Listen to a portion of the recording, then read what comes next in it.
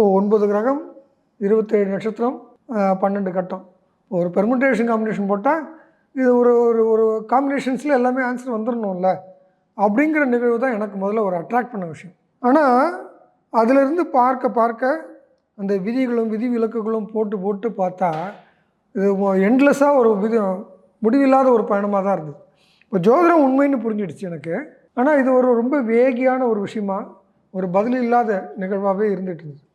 எனக்குள்ளார ரொம்ப நாளாக இருந்த கேள்வி, ஏல்பிக்கு முன்னாடி வரைக்கும் ஃப்ரீவில் இருக்கா இல்லையா, ஃபேட் இருக்கா இல்லையா, இந்த ஒரு பெரிய கேள்வி இருந்தது.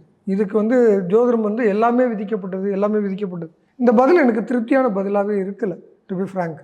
நான் அதை விதி பிரகாரம் தான் நடக்க போகுது. ஜோசியம் பார்த்து நான் என்ன மாற்றிட போகிறேன், நான் ஒன்றுமே மாற்றுறதுக்கு இல்லையே அப்படிங்கிற கேள்வி என்ன மேற்கொண்டு அதில் இருக்க இன்ட்ரெஸ்ட்டை கொஞ்சம் கொஞ்சமாக டிவியேட் தான் பண்ணிகிட்டு இருந்தது. இப்போ நான் எதுவும் அத்தாரிட்டியில் இல்லை, என் லைஃப் என் கண்ட்ரோலில் இல்லைன்னா, நான் ஏதோ இந்த ஒரு கட்டுக்கடங்காத குதிரை மேலே உட்காந்துருக்கேன், அது எப்படி போகுதோ அந்த திசையில் நான் போய்க்கணும் அப்படிங்கிற என் வாழ்க்கை. அப்படின்னா பவர்லெஸ்ஸாக நான் ஃபீல் பண்ணுறத அது இல்லைன்னு எனக்கு நான் ஆணித்தரமாக நம்பினேன். எனக்குன்னு ஒரு அதிகாரம் இருக்குது என் வாழ்க்கையில், எனக்கு ஒரு பொறுப்பு இருக்குது.